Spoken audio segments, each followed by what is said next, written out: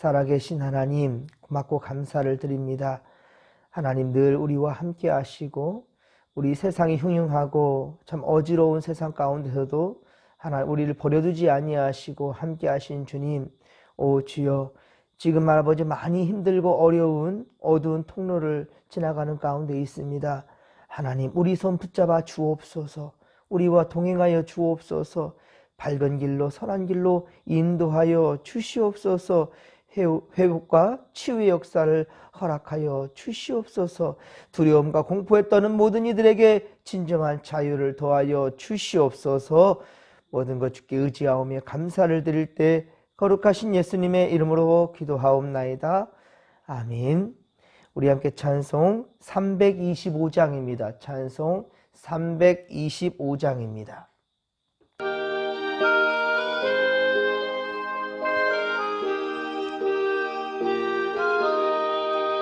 예수가 함께 계시니 시험이 오나 겁없네. 기쁨의 근원 되시는 예수를 위해 삽시다. 날마다 주를 섬기며 언제나 주를 기리고 그 사랑 안에 살면서 딴 길로 가지 맙시다. 이 세상 사는 동안에 주 이름 전파하면서 무한한 복락 주시는 예수를 위해 삽시다. 날마다 주를 섬기며 언제나 주를 기리고 그 사랑 안에 살면서 딴 길로 가지 맙시다.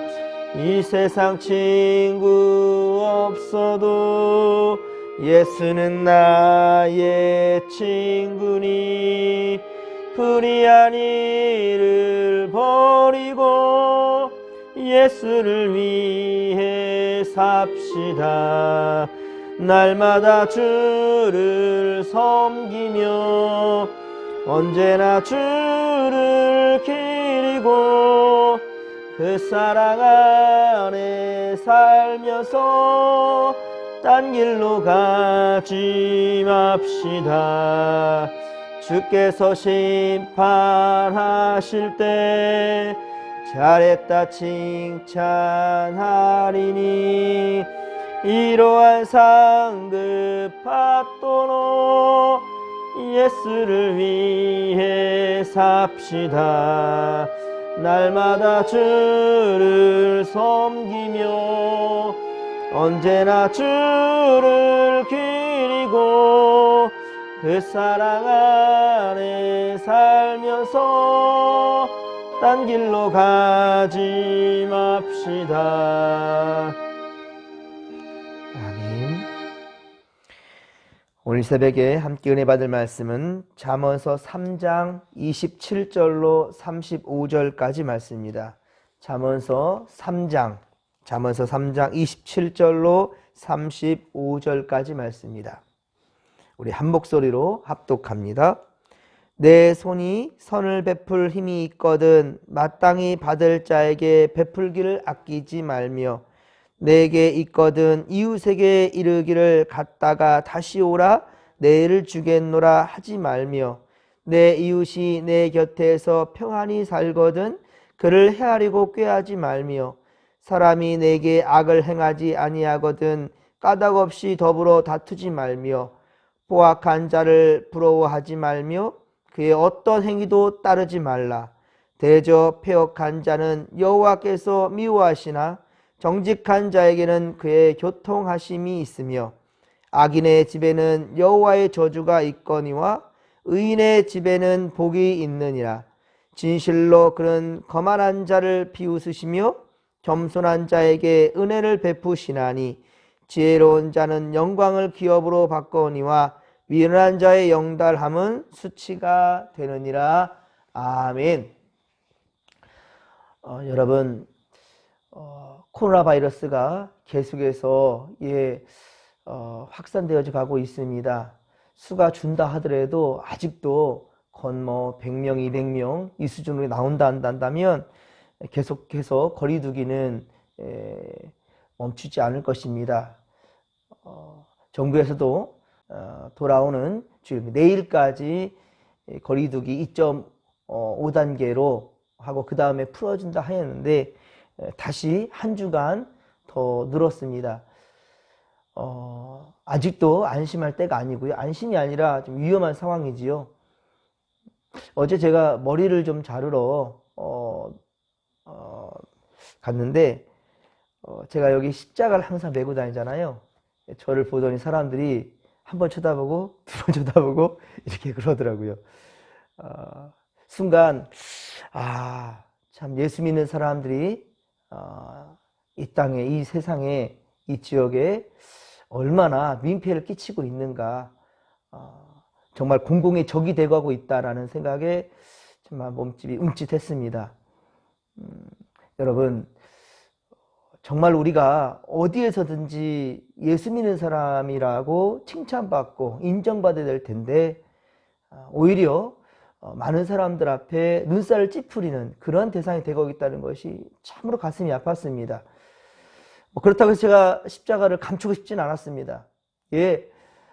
더욱더 그럴수록 겸손해져야 된다는 것, 그리고 정말 우리의 사명감을 생명 살리는 일을 더 열심히 해야 되겠다라는 그런 마음을 갖게 되었습니다. 여러분, 세상 앞에 정말 우리가 더욱더 당당해질 수 있는 그때가 올 수 있도록, 그리고 많은 사람들 앞에 유익을 줄 수 있는 그런 자들 되도록 최선을 다해서 이 믿음을 지켜가며 또 중보하고 세상을 이롭게 할 수 있는 우리가 되기를 간절히 빌고 소망합니다. 어제 새벽에는 지혜의 가치는 세상 그 어떤 것과도 비교할 수 없다라는 말씀을 증거했습니다. 그리고 그 지혜를 얻는 사람이 누리는 복이라는 것은 장수와 부귀와 기쁨과 영광, 그리고 생명나무와 평화라고 그랬습니다. 그리고 형통의 축복을, 은혜를 받게 된다라고 말씀을 증거했습니다. 오늘은 참 지혜를 얻는 사람이 이제 이행해야 할 그 의무에 대해서, 하나님께 복을 받고 그리고 그 지혜를 얻으면서 평강을 얻기 위해서는 진정으로 우리가 무엇을 해야 되는가, 이것에 대해서 성경이 오늘 가르쳐주고 있습니다. 오늘 본문은 두 개의 중요한 부분으로 나눠지게 되는데요. 먼저 앞서 27에서 30절, 27에서 30절은 이웃을 사랑하라는 것이, 이웃을 사랑하라는 것이 지혜를 얻는 자의 행해야 할 의무라라고 말하고 있고요. 그리고 31에서 35절까지, 31에서 35절 하반부는 포악한 자를 부러워하지 말고 그 행위를 쫓지 말라라고 경고하고 있습니다. 여러분, 사랑이라는 것은요, 하나님의 속성입니다. 그렇기 때문에 하나님을 아는 자만이 진정한 사랑의 가치를 알 수 있다라는 말입니다. 그리고 그 가치는 머물러 있지 아니하고, 사랑이라는 거 머물러 있지 아니하고 계속해서 움직이게 되는 겁니다. 계속해서 표현되어질 때에 그 사랑에 진짜 가치가 있는 겁니다. 그리고 하나님 사랑은, 하나님을 사랑하는 성도로 한다면 그 사랑의 가치가 계속해서 이웃에게, 또 이웃에게 그렇게 나아가야 되는 것입니다. 그러니까 사랑이라는 것도 고여있으면 썩게 됩니다. 사랑은 계속해서 흘러넘쳐야 되는 거예요. 그 배에서 생수의 강이 흘러넘치듯이.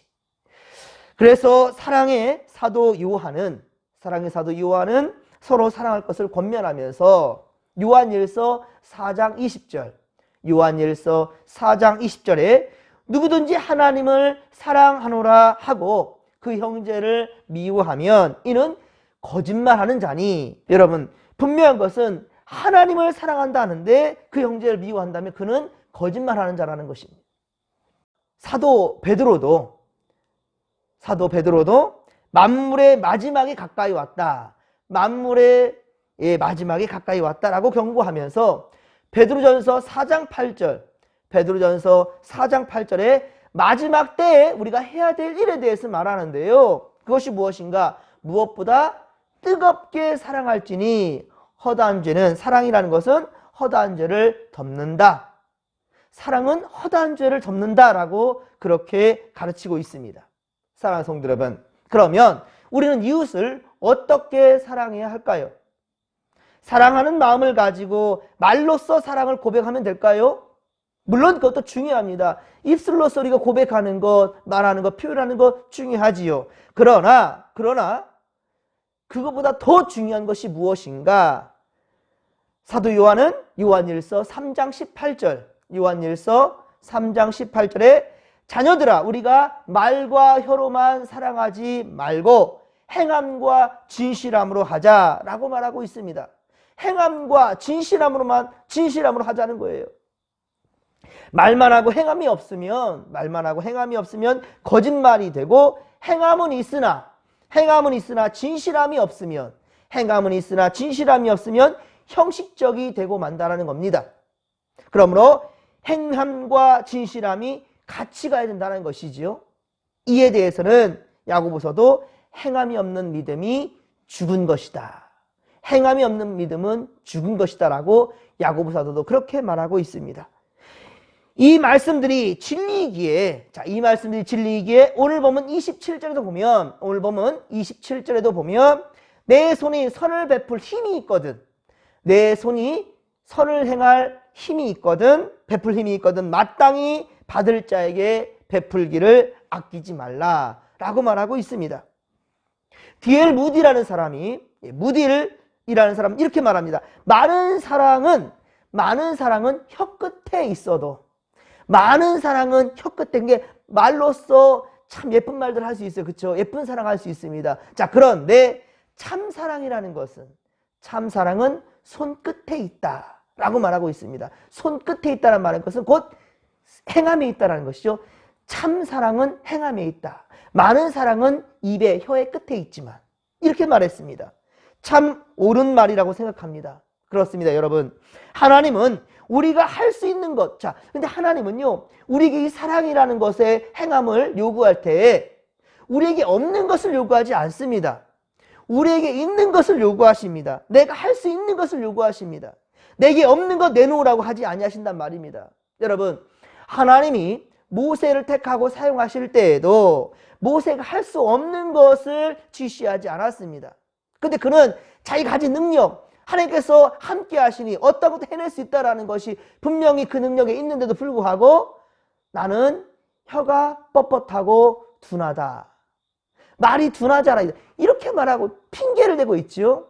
그래서 하나님께서는 그에게 사람을 붙여주시죠. 야, 말 잘하는 아론이 있지 않느냐? 예, 하나님은 모세에게 사람도 붙여주셨습니다. 그리고 하나님께서는요, 그를 택하실 때 그래요. 예, 내 손에 든 것이 무엇이냐? 라고 물었습니다. 내 손에 든 것이 무엇이냐? 사랑하는 성도 여러분, 내 손에 주어진 것을 하나님께 드리고 그것으로 이웃에게 베푸는 것이 곧 선이며, 그리고 하나님의 은혜인 것입니다. 우리 손에 들려진 것, 그 달란트, 이것 또한 역시 하나님이 우리에게 주신 것이거든요. 예, 그렇습니다. 그런데 내 손에 없는 것을 하나님이 요구하는 것처럼 하나님께 불평하는 거예요. 내게 무엇을 더 요구하냐고 오히려 짜증을 내는 그런 성들도 있습니다. 여러분, 광야에 모여든 사람들이 해를 저물어 이제 그렇게 다가오지만 먹을 것이 없습니다. 그때 하나님께서는, 우리 예수님께서 말씀하셨죠. 너희가 먹을 것을 주어라. 사람들이 몰려들어서 예수님께 말씀을 듣고자 하는데 이제 해가 저물어 가요. 그런데 이제는 뭐 좀 먹어야 될 텐데 사람들 염려하고 근심하는 가운데 있으면, 특히나 제자들이 예수님의 손을 바라보고 입을 바라봅니다. 그런데 예수님께서 말씀하시죠. 너희가 먹을 것을 주어라. 200데나리온이나 가지고도 모자랄 정도의 것을, 이 수많은 사람들이 모여 있는데 예수님은 지금 그만한 가치에 그만한 돈이 없는데 무엇으로 사서 이 많은 사람들 먹일 수 있겠습니까? 라는 것이지요. 그러나 이 말씀에 순종한 자가 하나 있었으니 누구였습니까? 바로 어린아이였다는 거. 어린아이. 어린아이 하나가 그 말씀에 순종하고 자기가 가진 보리떡 5개와 물고기 2마리, 그것도 우리가 귀한 것이라고 그렇게 우리가 생각하지만 사실 우리 인간적으로 생각했을 때 그것은 귀한 것이 아니었습니다. 그냥 버려지는 물고기들, 치어들 수준이었고요. 보리떡 5개라는 것도 큰 덩이가 아니었습니다. 아이가 먹을 수 있는 가난한 이들이 취할 수 있는 그런 것들이었습니다. 그런데 인간의 눈으로 보았을 때는 무가치한 것일지 모르겠지만 예수님의, 우리 주님의 손에 들려지니까 그것은 가치 있는 것이 되었다는 것이지요.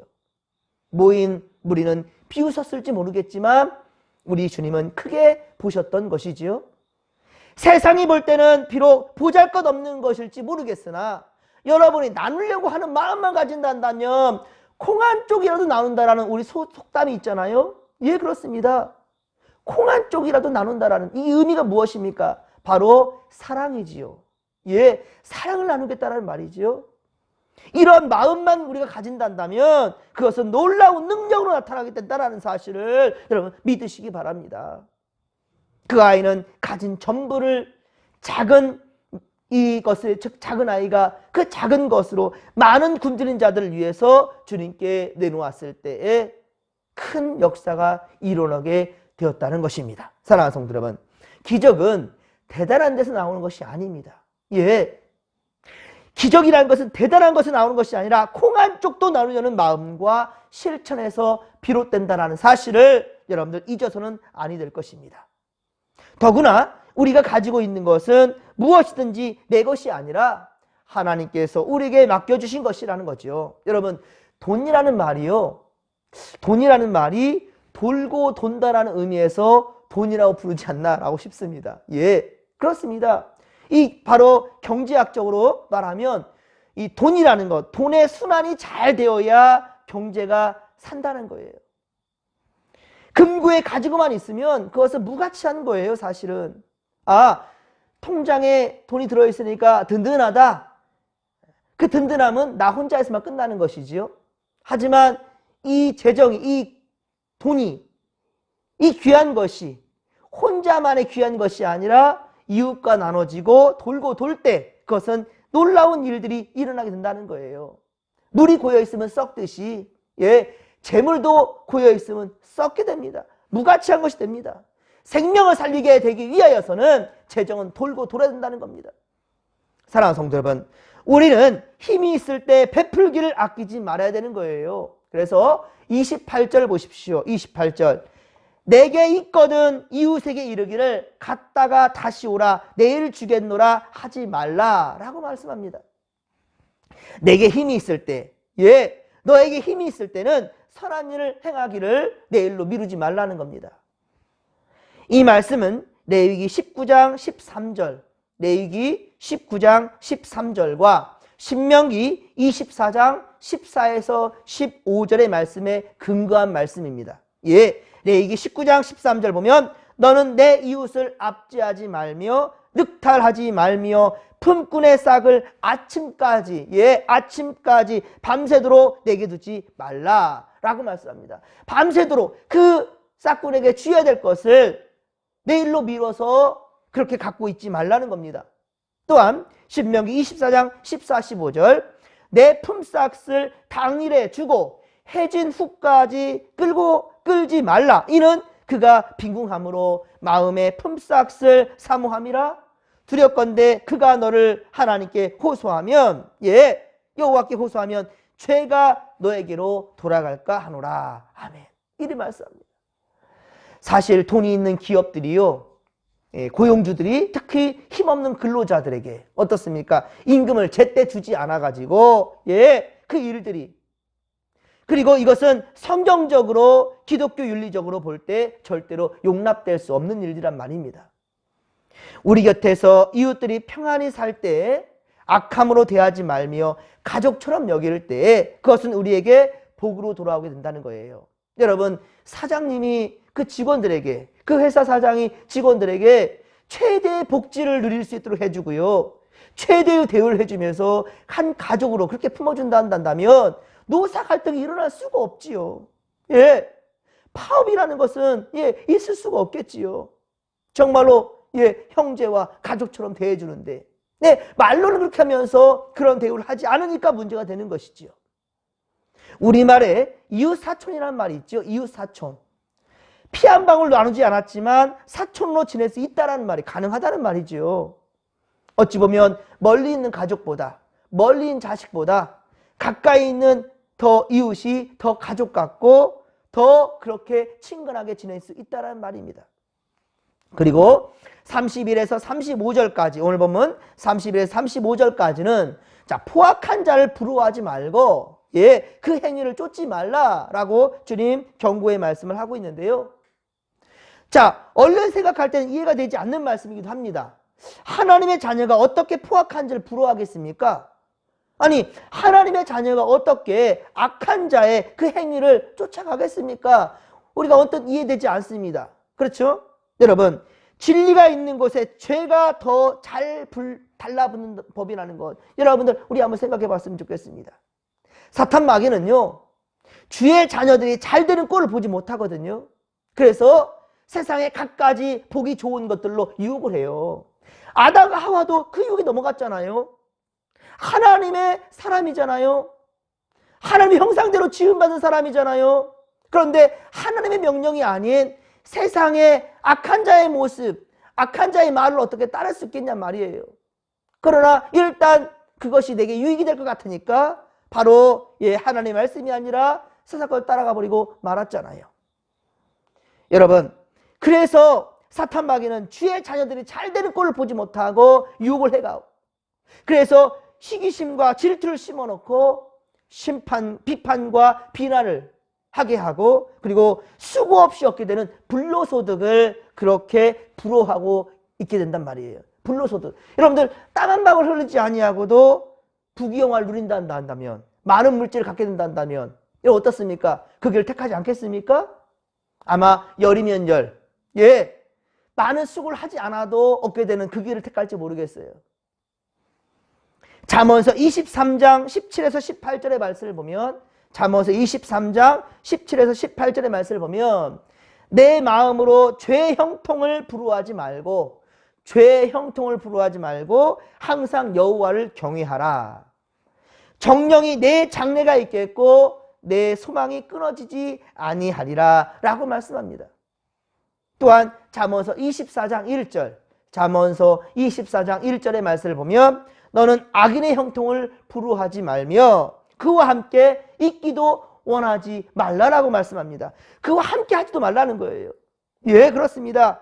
그리고 이어서 시편 37편 전편을 여러분 한번 꼭 읽어보십시오. 지금 이 시간 다 읽지는 못겠고요. 꼭 여러분 이 예배가 끝나면 시편 37편을 전편을 한번 꼭 읽어보시기 바랍니다. 그러면 우리에게 시원한 답을 해줄 것입니다. 여러분, 끝으로 오늘 보면 32절 이하의 말씀은 죄인의 상태와 성도의 상태를 비교해서 말씀하고 있습니다. 죄인의 상태와 성도들의 상태를. 자, 보면 패역한 자는 여호와가 어때요? 미워하고, 패역한 자는 여호와가 미워하지만 정직한 자는 그와 교통한다는 거예요. 하나님은 끊임없이 우리와 교통한다는 거예요. 정직한 자에게는. 또한 악인의 집에는 여호와의 저주가 있답니다. 그러나 의인의 집에는 뭐가 있습니까? 복이 있습니다. 그리고 거만한 자는 하나님이 비웃으시지만, 그러나 겸손한 자는, 하나님 앞에 겸손한 자는 하나님께서 은혜를 베풀어 주신다는 말입니다. 또한 지혜로운 자는 영광을 기업으로 받지만, 그러나 미련한 자의 영달함은 수치가 될 것이다 라고 말하는 거예요. 그러니까 악한 자들의 형통을 부러워하지 말라는 것이 여기 있는 겁니다. 사랑하는 성도 여러분, 우리는 예수님의 마음, 주님의 마음을 품으십시다. 그리고 핑계치 말고 우리 손으로 사랑을 나누고 생명을 살리는 일에 최선을 다하고 합력하여 선을 이루어가는 믿음의 권속들 되기를 주님 간절히 축원합니다. 주님 앞에 서는 날 잘했다 칭찬받는 복된 인생을 살아간도라고 그렇게 고백할 수 있고 주 앞에 칭찬받을 수 있는 그러한 믿음의 권속들 되기를 주님의 간절히 축원합니다. 지금 코로나 바이러스가 계속해서 창궐한 가운데 있는데 우리가 할 수 있는 것은요, 입술로 범죄하는 것이 아니고 더욱더 겸손해지고 그리고 골방을 찾아 들어가서 하나님께 의지하면서 최선을 다해 기도할 때라는 사실, 이것을 우리가 잊지 않길 바랍니다. 그리고 이전보다 더욱더 말씀 앞에 서시고 그리고 더욱더 예배를 사모하고 그리고 주님의 때를 위하여 회복의 때를 위하여 간절함으로 기도하는 우리 믿음의 권속들 되기를 주님의 간절히 축원합니다. 주여 삼창 부르며 기도하며 나갑니다. 주여 주여 주여. 살아계신 하나님 아버지 받고 감사를 드립니다. 은혜 충만, 성령 충만, 말씀 충만으로 주님 함께하여 주시옵소서. 우리 아버지 어리석게 인간의 생각과 방법에 사로잡혀 있지 않게 하시고 언제나 하나님의 지혜, 아버지의 말씀에 붙잡혀 있게 하여 주시옵시며 하나님을 경외하는 것, 이것이 지혜와 지식의 근본임을 알게 하시고 더욱더 하나님의 겸손히 나아갈 수 있도록 도와주소서. 세상의 악한 자들의 형통을 부러워하지 않게 하시고 아버지요, 우리에게 세상에서 부러워할 것이 없다 할지라도 아버지 겸손함으로 오직 주 앞에 나아갈 수 있도록 아버지요 믿음으로 이끌어 주시고 은혜로 함께하여 주옵소서. 성령이여 우리와 함께하여 주시옵소서. 함께하여 주옵소서.